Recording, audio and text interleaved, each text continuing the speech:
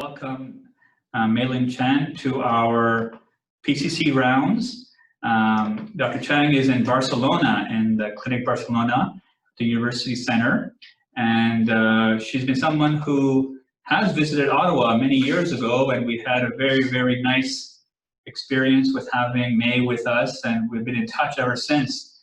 And then we get together every part of the world that we end up going to a conference, and we share cases. So when I was thinking of the people to ask to come join us for our rounds, I thought May would be great. So May, thanks so much for accepting our invitation for you to speak on subluxated IOLs. We look forward to your talk, and it's good to see you. It's good to see you also. Good afternoon, Dr. Baig and your team, and thank you for inviting me for this fantastic initiative, where we find a place to share our experiences and to learn from the cases and to comment about a topic that we are very passionate about. So I want to start this talk giving thanks also to Dr. Xavi Correcher, who has been my mentor more than 3 years from now. And he, with his great generosity and patience, has taught me many of the techniques that I will mention right now. So in my hospital, the things I most do is cataract surgery. I teach residents, and we see and treat and get a lot of referrals for dislocated and subluxated IOLs. So the cases that I'm going to present are cases that I have attended from the last years. So I got no financial disclosures to comment. And the learning objectives of these talks is to learn to classify the cases with malposition IOLs, to identify the keys to decide the best surgical approach in cases of malposition IOLs, and also to understand the different options to scleral fixation of IOLs. The agenda of this talk will be, I will first give a brief introduction of the topic, and then I will share some cases with you. I will give a brief explanation of how the patient presented and how we surgically manage, and then we will end up every case giving the technical tips for the interventions. Then I will talk about the criteria that we use to decide the surgical approaches, and I will end up making a summary of a decision-making workflow. And then I will give some take-home messages, and then I will leave some time for the questions and answers. So why is this topic important? Right now, the population is getting older, and on the last revision from the United Nations that we got last year, they told us that by 2050, 1 in 4 persons living in Europe and in North America would be aged over 65.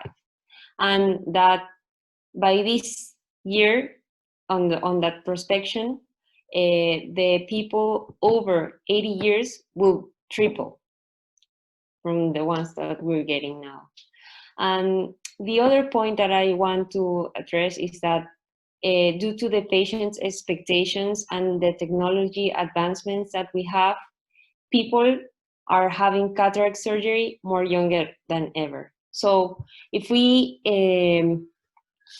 just see these 2 points, logic leads us to suppose that we are implanting more and more IOLs, and that we, with the time, we will get it more frequently, right? So what are the causes, or what are the predisposing factors for dislocations and subluxations? It would be mainly insufficient capsular support, capsule contraction or phimosis, causes of sonulopathy like pseudoexfoliation, vitrectomized eyes, blunt trauma, surgical trauma, retinitis pigmentosa, high myopia, uveitis. So all of these causes are risk factors to have a malposition or a subluxation. So please, Dr. Bake, I will start giving the cases, and feel free to comment in between the presentation of the cases, because this is the way I think we will get the most of it. And I would love to know if you would have approached these cases differently, or if you would have done any additional intervention, okay? So on the first case, we had a 78-year-old woman who had a history of a complicated phacoemulsification by a posterior capsular rupture, and the surgeon inserted a 3-piece IOL. So 3 months after the surgery, the patient presented with a dislocated IOL, as it is seen on this picture. You can see that there's a little bit of capsular fibrosis also. And with this video, I want to show you the optic capture technique. It is a very simple technique, and you just have to take a Sinski or a cooling hook after you center your IOL, and you just have to push the optic nasally and temporally, or vice versa. And maybe the most tricky part of this surgery was inserting the IOL having a PCR, right? So really, it is a very simple technique, and a direct optic capture ensures much more the centering of the lens than just leaving it in the sulcus. That is why we emphasize to our residents the importance of making a rhexis of the correct size, because it is always a resource that is always good to have in case you have a posterior capsular rupture. Okay, so May, yes. this lens was in the sulcus, yes? Yes. Okay. So yeah, when you finish your section, I may have questions and comments. Okay. So this is another case in which we can see there's a dislocated IOL, and there's also a capsular fibrosis of the anterior capsular rhexis. And this is like the cat eye appearance that you get when you have an optic capture. This is how you can see it, okay? So the purpose for this technique will be that the residual capsular opening should be intact, and it should be in between 4 to 5 millimeters approximately, because you need to have like 1 or 2 millimeters of the anterior rhexis in front of the optic of the lens, okay? And in cases that you have a stiff capsular membrane during a secondary IOL implantation, you can trim the residual capsular membranes with a vitrectomy or micro scissors in order to fit and to capture the IOL, because it is harder if you have a stiff capsular membrane to do a capture. So if you have a diameter that is less than 5 millimeters, you can open it. And also, you should have, if the patient is vitrectomized, you need to have an infusion in order to have enough counterpressure to do the optic capture. And also to remember, I would like to remember that the IOL optic capture can be performed through an anterior or a posterior capsular rhexis. So this was the first case. Do you have anything to comment?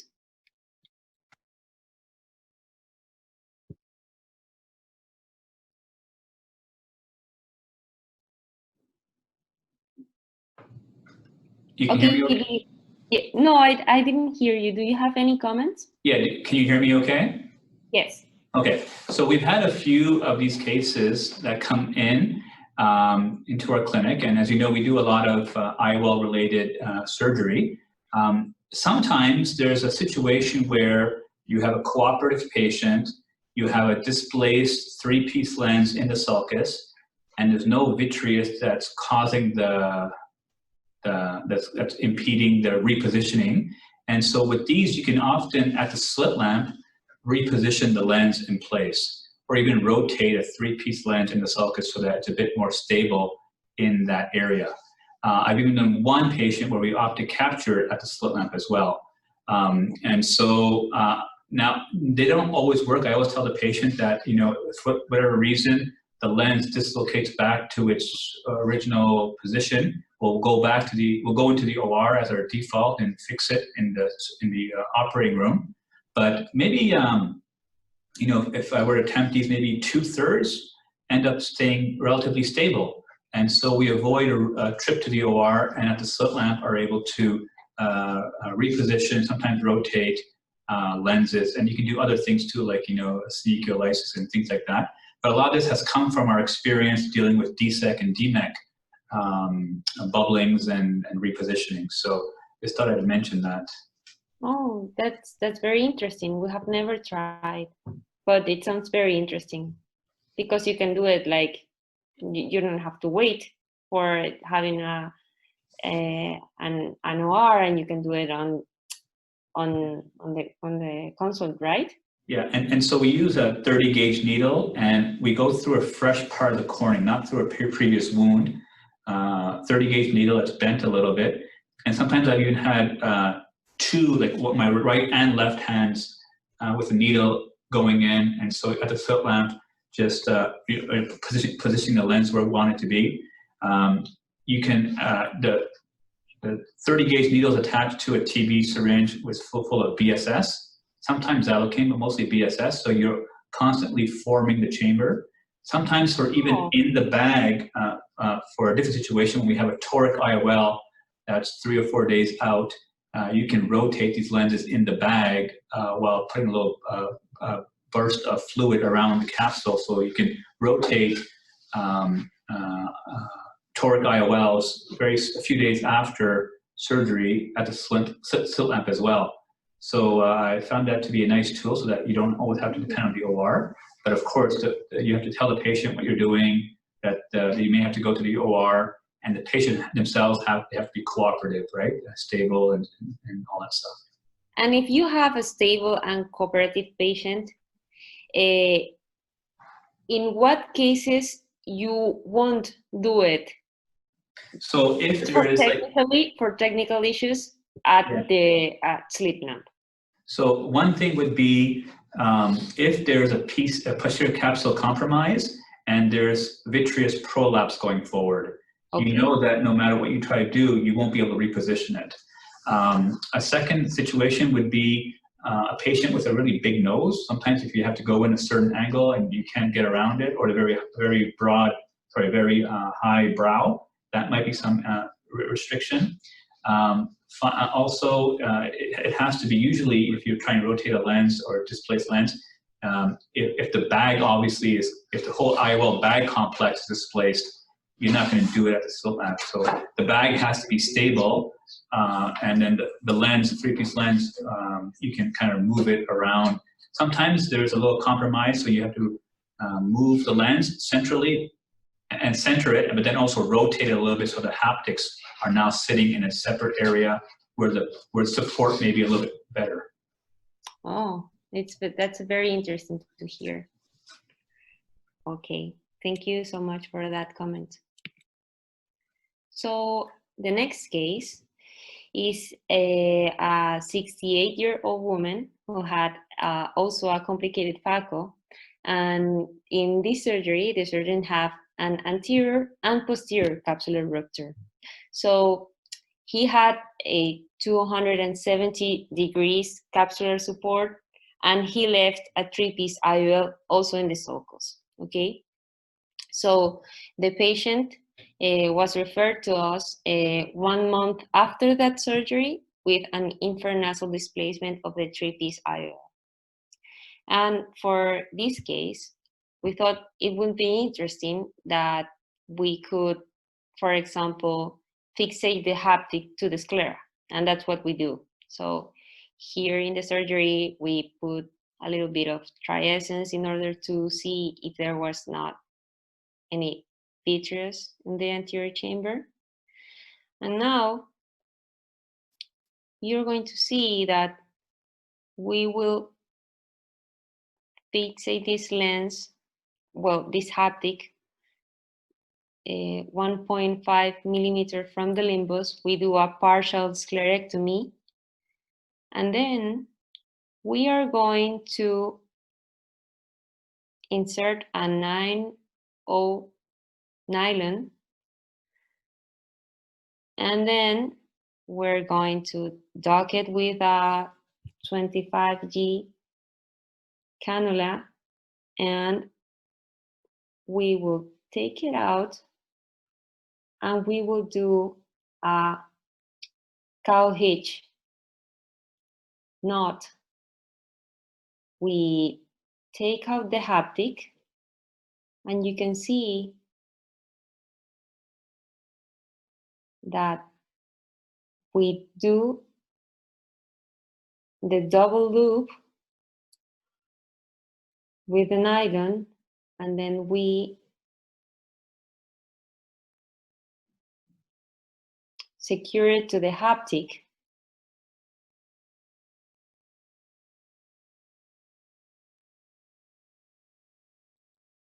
And then we do another knot just to secure it.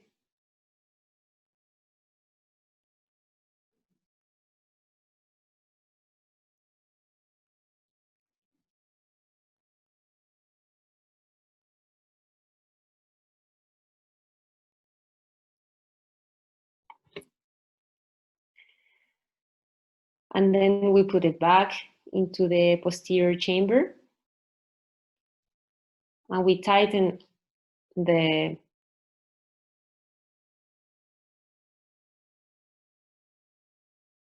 extreme of the suture in order to put the IOL up. And then we just secure it with another knot. And that is how we have a center IOL. We left that knot buried, and then we have a center IOL just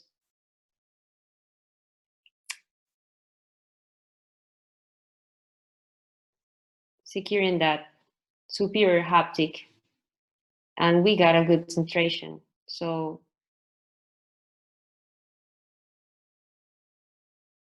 we take a little bit of the visco, and this is how the final position of the lens was. And we get a very good plane of the IOL. We didn't have any tilt. And right now, the patient, that this surgery was like about 3 years ago, and we still have a good centration and a stable lens. So this was the second case. Anything to comment? So May, what suture were you using for that? We use nylon 9/0, but Okay. we have used Prolene 9/0 in other cases, and I have seen videos with, for example, Gore-Tex using this technique. That's a very nice video. Thank you. So this is just to show you how the architecture of this knot is and what's the cramping force it has. Okay, so we use it, we have used it like in 3 cases, and we have had good results. I know that one preoccupation that we can have is that we have tilt, but all of our lenses have been stable. So the cow hitch suture is used to reposition the decentered IOLs when there is no adequate capsular support. You can do it. You can try a scleral fixation of a dislocated haptic, and you can use Prolene 90, Nylon 90, Cortex UV8 that is off-label. And the good thing is that with this technique, you minimize the size and the number of the wounds you get. So this is like minimally invasive, and that's why we like it. Okay, so I show this slide just to remember for the residents about the UGH syndrome that is characterized by uveitis, glaucoma, hyphema, cystoid macular edema, and it is caused by the mechanical trauma of an intraocular lens, malposition, or subluxated over the adjacent structures of the iris, the ciliary body, or the iridocorneal angle, leading to a spectrum of iris transillumination defects, chronic inflammation, cystoid macular edema.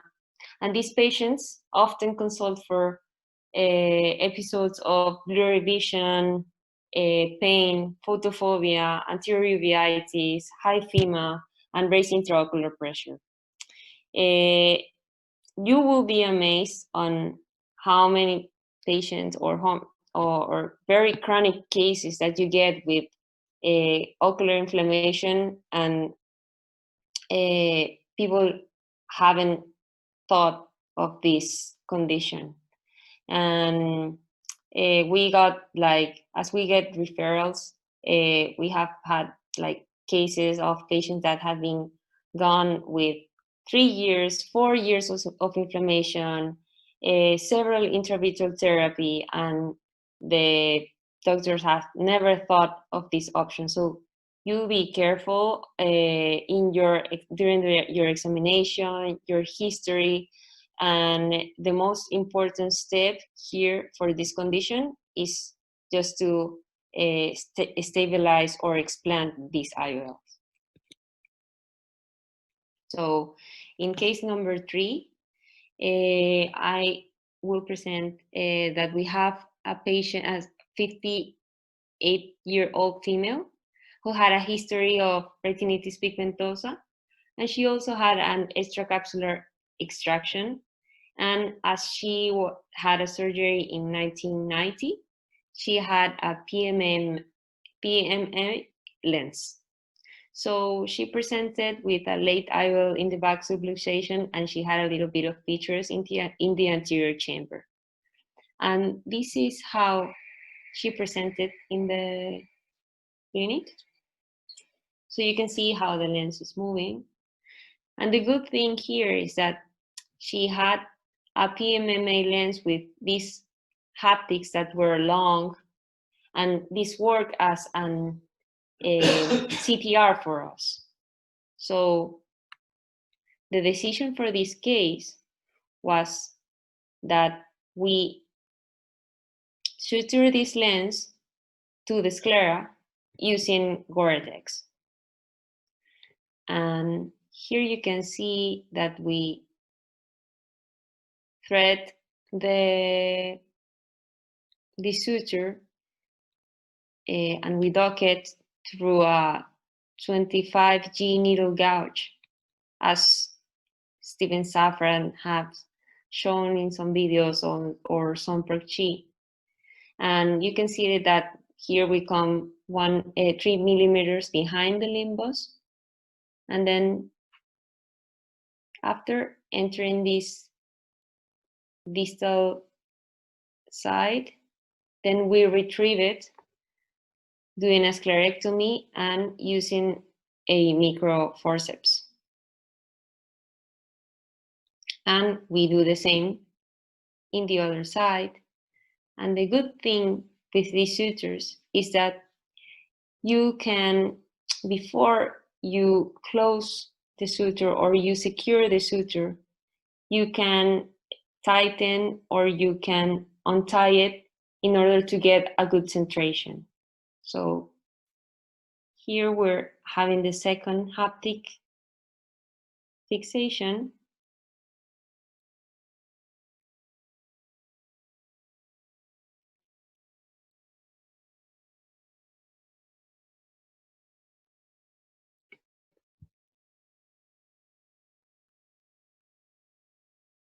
Then we did a little bit of anterior vitrectomy. We did a little bit of also of anterior vitrectomy, but pars plana vitrectomy.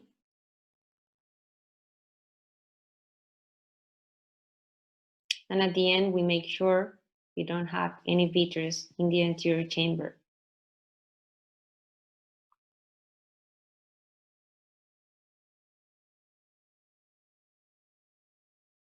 So this is the time when we tighten the knot. And the most important part here is that you have to bury it in order to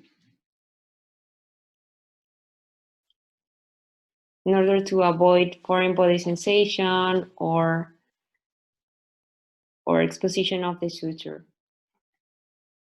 Then we put a little bit of triessence.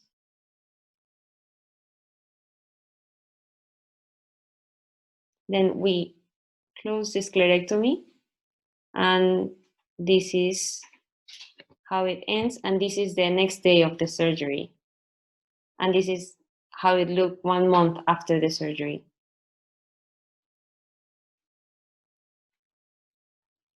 So this was case number 3.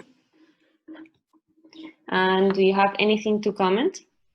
Yeah, so that was another nice video, May. I think it's really important, your technique that shows how, 2 things. First of all, how you did the entry points into the eyeball were radial. They weren't parallel to the limbus, they're radial for this lasso technique. So I think it's really important to kind of note that. Yes, this is important in order to avoid torquing of the lens. And that's why all of our laser sutures are done radially, you know. Yeah. And I think, I don't know about you, but for me, the hardest part of the surgery is burying those darn Gore-Tex knots into the, to get them buried at the end of the case. It just takes forever, and I get so frustrated when I do it, but that's for me the toughest part of the surgery. Yes, the thing is that you have to do 2-1-1 fashion, but even though with that, sometimes it is hard. So the case number 4 is also a subluxation in which we did a lasso technique. It's about a 73-year-old male patient, and he had a history of pseudoexfoliation. He had a phacoemulsification. We put an IOL and also a CTR, but 7 years after the surgery, the patient presented with a late IOL in the back subluxation, and he also had a poor mydriasis. So we're going to see in the video that that's why we use some iris hooks, and here we use Prolene 10O to suture this lens. And here it's an important part that when you put this first needle, then we used to do contrapressure with our second instrument, you know, and that helps us. You can see there's a nice fibrosis that is like neighboring the CTR, and that helps us also to give us security. So we're entering the needle, and then we are entering opposed through an opposed corneal incision, and then that's when we dock the 10O Prolene with a straight needle, 180 degrees. And the thing is that an important thing also is that when you enter with this 10O Prolene through that corneal wound, what we do is that we put like visco in that entering part, and we also, when we enter the needle, we move it from left to right in order to make sure we don't get any corneal tissue, because that can be an issue when you are entering your second needle. So right now you can see that we are entering 1.5 millimeters. And when we do this, we like to infuse or to put viscoelastic behind the iris, so we protect it and we put it up in order to avoid punching it with a needle.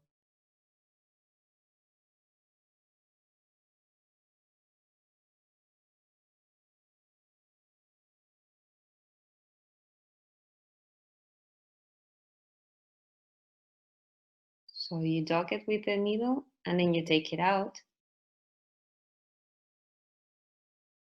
And other important part of this technique is that you should fixate, or you should do it, or you should fixate the other point exactly 180 degrees from the first point, because if you don't do that, then you get a displaced IOL. That's what we once get. So right now we are watching how the complex moves when we tighten the suture. And that's why we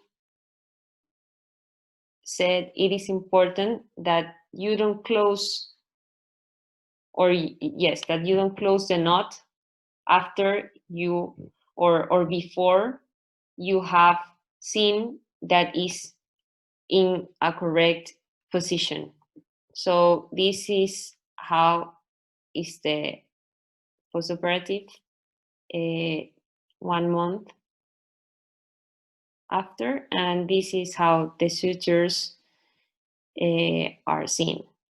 So one thing that can be controversial is that we don't do scleral flaps, or we don't do Hoffman pockets, and this can be a risk factor to get an endophthalmitis, or maybe suture hydrolysis, but we haven't had it till today.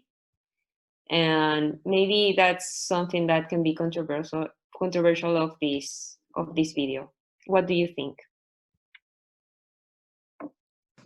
I think over the years, I used to do a lot of suturing. And over the years, I've gone towards, especially in cases where you're doing lens exchanges, like an artisan retropupillary fixated lens, where everything is kept in the eye. Of course, when you need to, we'll do the pockets, Hoffman pockets, or put in some sutures, or do the flange technique, different things. So we have all these things, but I just find over the year, the less you, as you probably were referring to, the less you tinker around, the less you manipulate tissue, the better overall it is for not only during surgery, but post-operatively as well. Okay. Yes, because we hadn't had suture hydrolysis.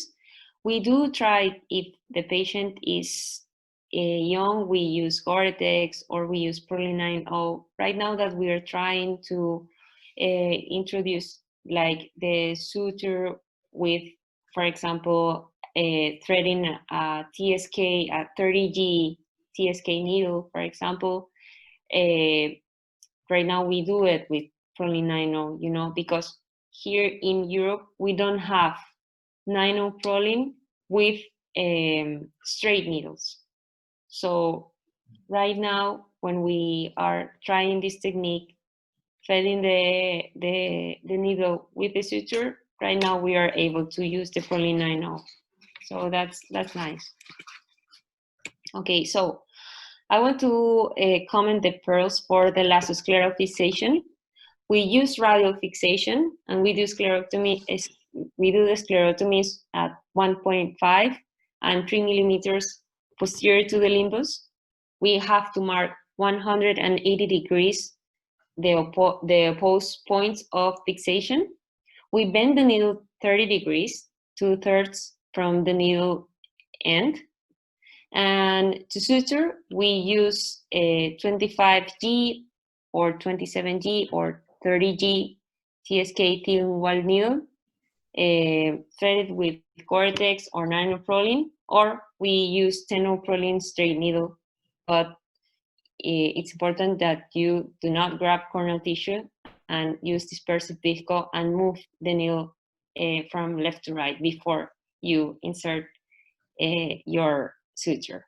Okay, we use a 211 passion slip knot. That is important for that we said that because if not, it is very hard to bury that knot. And avoid securing the knot before assuring that you have a correct centration.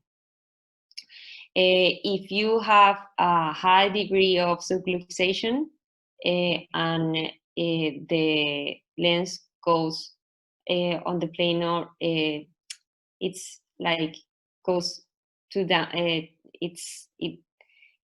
you cannot secure it to the planar that you like or that you wish, then you can do a basket suture to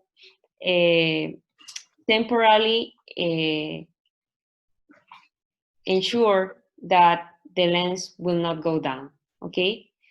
And it's important that you are careful with thin scleras and vitrectomized eyes or eyes that has previous surgeries, because, for example, if you do a sclerectomy in a patient to enter a 25G forceps, for example, and that patient have a thin sclera, we will have a hard time closing that sclerectomy. And that is something you have to consider in order to know the materials that you're going to use, because we had a case of a very high myop patient who had like 3 surgeries before. And then we did a sclerectomy and we end up putting a scleral patch. So that's a thing that you have to take into consideration, okay? And this is the last case, and it's a 66-year-old man who had a history of pseudoexfoliation and myopia. And he had a phacoemulsification and an intraocular lens. It's a monopiece IOL. And he came with a late IOL in the back subluxation, but the lens was with a high degree of subluxation. And in this case, as he had a prominent submarine ring and he didn't have a CTR, we decided to explant the lens and do a Yamane technique. So here you can see that we are entering and that we are doing a little bit of vitrectomy around the submarine ring.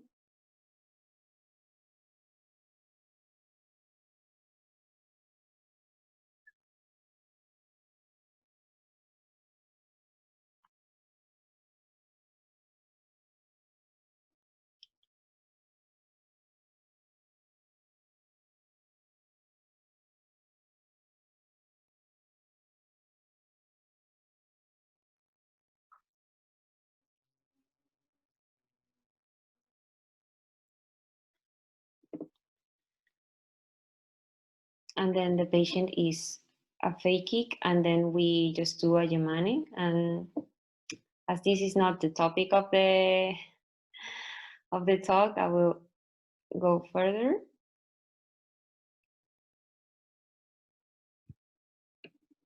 And the decision here was explanting. So the things you have to have into consideration if you have a late IOL in the back subluxation and you don't know if you have to explant it or you have to fixate it, then we took into consideration some of the points that I put here. For example, how is the IOL? Is it the correct power? Does it have glistening, calcification? What's the state of the optic? What's the position of the haptics? Do you have a CTR or do you have a fibrosis of the capsular bag? How is the submarine ring? Is it prominent? enough that you cannot consider to suture to the sulcus because you will have an UGH syndrome, or maybe you have a dead back? Is it possible that you can reopen the back and then fixate a segment and then fixate the complex? Is the position of the complex in a good plane when the patient lies down? And also to have into consideration if you have, for example, a filtrating surgery and it is in conflict with the place that you're going to fixate your lens. Does the patient have previous surgeries? How is the quality of the conjunctiva, of the sclera, and how is the endothelial cell count? If you have to exchange that lens because maybe after you will have a DMEC or a DSEC. So these are all points that you have to take into consideration before you choose the technique or how are you going to approach that case. And to sum things up, you should see if in your case you, for example, have a single piece IOL that's in the sulcus, you have to remove it. And then you have to do any technique that you like to do a secondary IOL implantation. Or maybe that single piece is in the back and you have a CTR and you have not a prominent submarine ring, then you can do Lasso scleral suture fixation. Or if not, maybe you should remove it and do a secondary IOL implantation. If you have a 3-piece IOL, for example, and you have it in the sulcus, and you have a good capsular support, then you maybe can do optic capture or you can do iris suture fixation. But if you don't have good capsular support and you have a lens in the sulcus, maybe, for example, you can do cow hitch, or maybe you should just remove or replace it. And if you have a 3-piece IOL in the back and you have a CTR, for example, then you can do Lasso scleral suture fixation. So at the end of the day, I think the best way to approach these cases depends on the on your resources, the techniques that you master, what technique that you feel more comfortable with. But I do recommend you try to be the least invasive.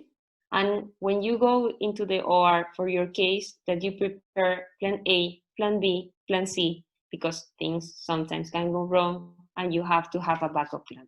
So that's everything. And this is our team. And thank you very much. It has been very exciting to give this talk and to see you again, Dr. Bake. Well, thank you so much. I have a question for you. It's been a really nice talk, so I appreciate, and it's good to see this picture with familiar faces as well. I had a question regarding when you're planning, you mentioned plan A, plan B, plan C. So do you do, for cases where you're planning on doing a repositioning, do you do pre-operative biometry and axial range measurements for in case? Yes, okay. Yes, and that's when I say plan A, plan B, and plan C, you know, and even in the cases that we are like, we see it clearly and we say, okay, we should fixate this complex. We even in that cases, we bring a 3-piece IOL for maybe explanting and then doing a Yamane if we need, you know, because sometimes things can not go as you wish, or sometimes, as we work in a public hospital, maybe when you visit your patient, the lens was in one position, and then when you had the surgery 2 months after, then the lens is in another position, you know? So that is why I mentioned about the plans, that you have several, it's better to have several plans, you know? Yes, and what kind of microsurgical instruments do you use? Or what would you recommend people who are starting this, what would you recommend that they have on the tray that's going to make their life a lot easier. Yes, that this is a key factor, you know, that when we I used to talk a lot with Reggie, you know, and he talked to me about the microforceps from MST, you know, and that made a huge difference in our in our surgeries and in the techniques that we thought we can do or that we can try. You know, we are much more comfortable with these instruments because before we use retina forceps, you know, and this special instrumentation specialized for the anterior segment really does a difference. So having a Kugling hook, having a 25G micro forceps, micro graspers, condom snare has made our life easier. Okay, awesome. And so do you find, I think as you mentioned, patients get older, we're going to get a lot of patients coming in who have, you know, pseudoexfoliation or whatever, and their lenses are out of position. And so when you do these cases, what do you tell the patients? Well, this is a very nice thing to comment about, because we tell them, for example, if you want to keep the lens, you know, so we said, we see that it is possible that we can fixate your lens. We are going to try our best, but there is an option that when we go to the OR, if we cannot do, maybe we should explant it and we have to have another surgery in order to implant an IOL.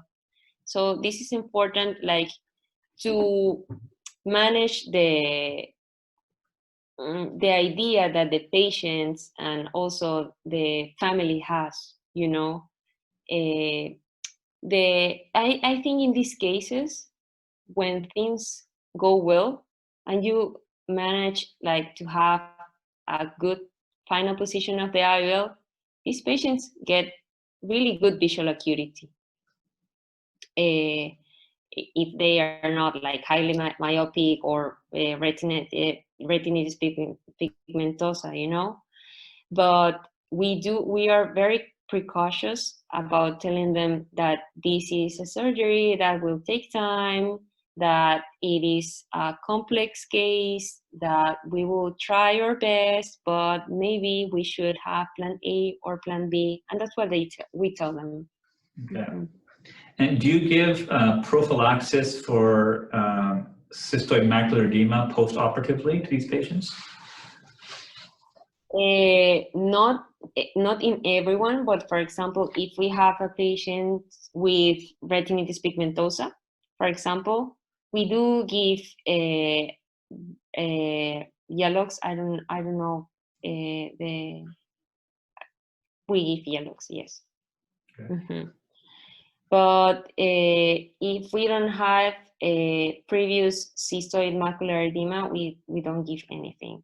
Sometimes what we do is that maybe if the patient has maybe, for example, subluxation and is treated for glaucoma with a prostaglandin, then we maybe sometimes change the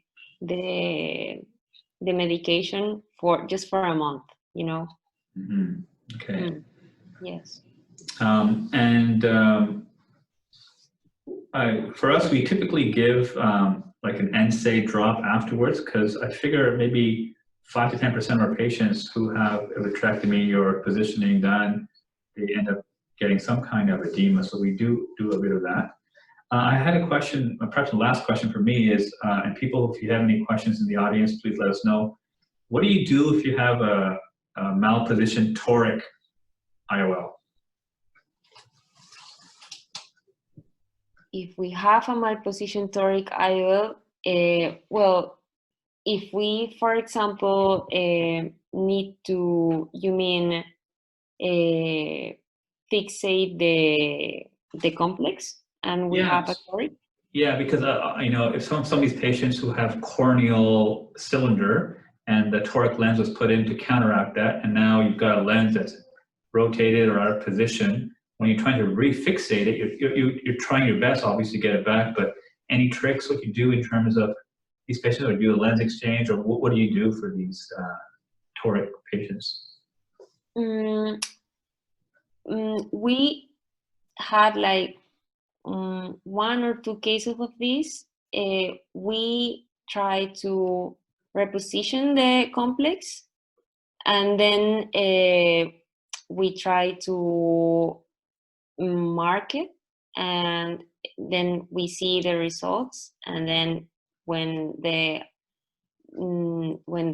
complex is already fixated, if we have any error, then we go back and then we rotate.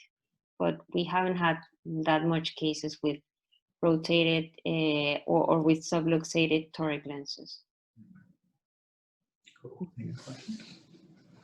Awesome. Well, that's been very nice, May. Thanks for all your work, and congrats on doing these really cool surgeries.